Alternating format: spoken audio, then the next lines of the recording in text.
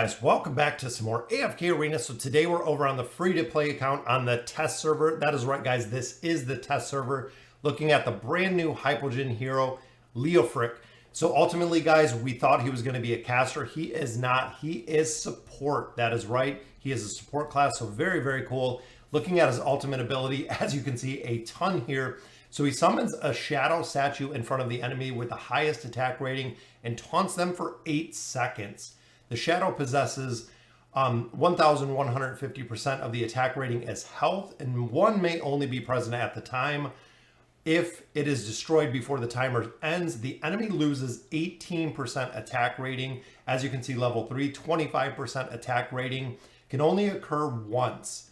If the shadow is not destroyed before the timer, it shall deal 290% damage to the attacking enemy when the timer ends.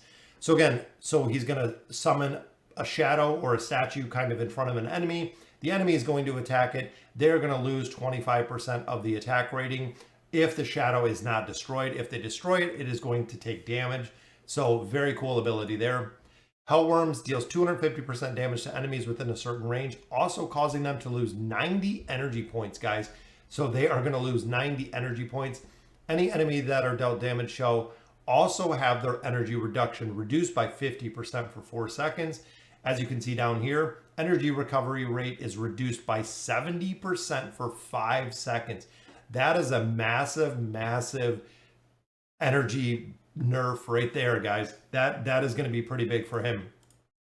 Unmasked Horror. All enemies in front of Leofric that are facing towards him are terrified for 3 seconds. So now he has a crowd control ability and lose 20% of their attack rating respectively for the following 6 seconds. As you can see, level 3, they lose 40% of the attack rating for 6 seconds. So that is a very, very big reduction as well.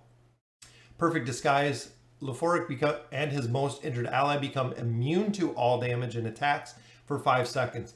So now they have an immunity. He has an immunity and the most injured ally has an immunity. Well, 50% of the damage dealt by injured allies is converted into their own health. 70% and 90% of the damage dealt by the injured ally is converted into health, guys. So that seems very, very strong as well, especially when it is just a straight up immunity to all damage when he uses this ability. Let's go ahead and check out a signature item. Enemies struck by the ability Hellworms shall receive 15% more damage from Leofric's attack the following 4 seconds.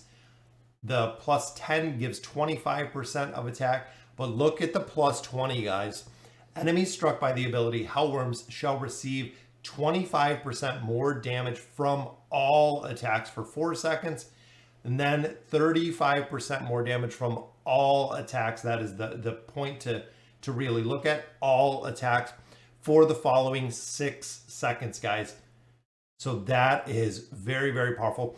And especially heroes like this, if you have haste, if you have the ability to increase their the amount that they cast. So thinking of the twins being with them, this Hellworm ability can be cast much, much faster, meaning this can stay up almost the entire time with his ability because of the haste factor that cycles through his skills and abilities. Let's check out the furniture. Enemies that are currently taunted by the ability Shadow have their health regeneration reduced by 90%. So now you have losing energy, you have the energy recovery reduced, you have the health regeneration reduced. That is very, very powerful, guys. This hero is going to be a game changer. I think also with that big 35% extra damage, I could see him in a lot of boss formations, really making a difference. Enemies that are taunted by the Shadow Massive are unable to recover energy. So unable to recover energy at all, guys. 100% energy recovery. Whenever Shadow Massive disappears or is destroyed, it deals 350% damage to nearby enemies.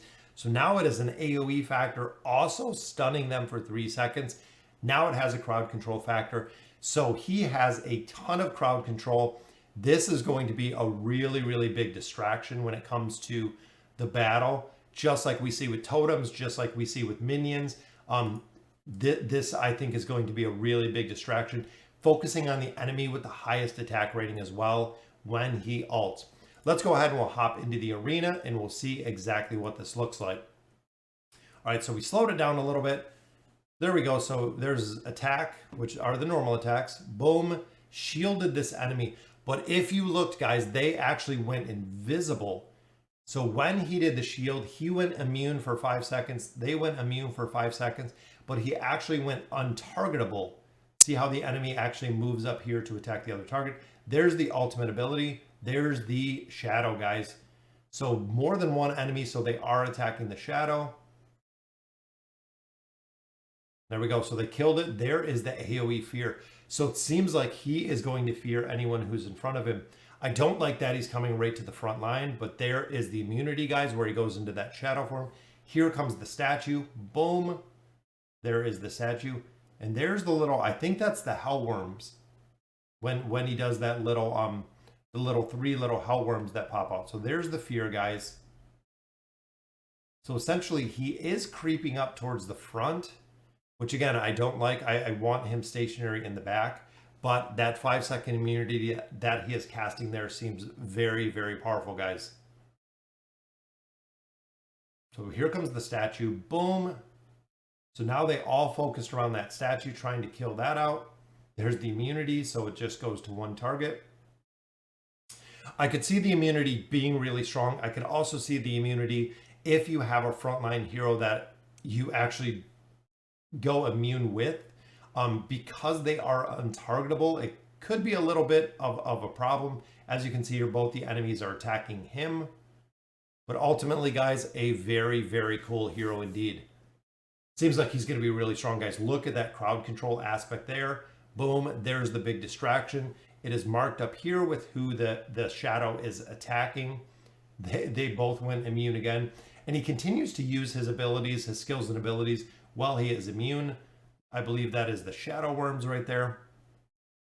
And of course, the shadow itself, or the hell worms. Very, very cool, guys. All right, so that is the new hero, guys. Absolutely loving him. I can see him being very strong in a lot of different formations, especially with him being the support class, allowing the survivability and the immunity when he goes ahead and uses that perfect disguise. The immune hero is also going to have a big health recovery, which is good. The hellworms was where he did the little throw on the ground, but they're going to lose energy. They're going to have their energy recovery reduced, and also the health recovery reduced if you have the furniture bonus there. This one is very interesting because if he's in the middle, all enemies in front of him, essentially, as you can see from that terrified, not only are they terrified, but they lose 40% of their attack rating.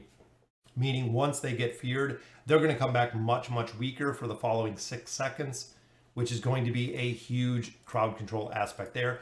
Then, of course, the totem, which this is just going to ask the question of when the shadow is up, how fast is it going to die? How much damage are they going to die? But it does offer a 25% permanent attack rating reduction to the enemy with the highest attack rating. So essentially, if your highest attack rating enemy gets that 25% nerf, is it going to go to the next hero if they're very close when it comes to the combination of attack rating? So some definite things to see there, guys. But let me know in the comments what you guys think. Very, very cool new hero. And as always, thank you guys for watching.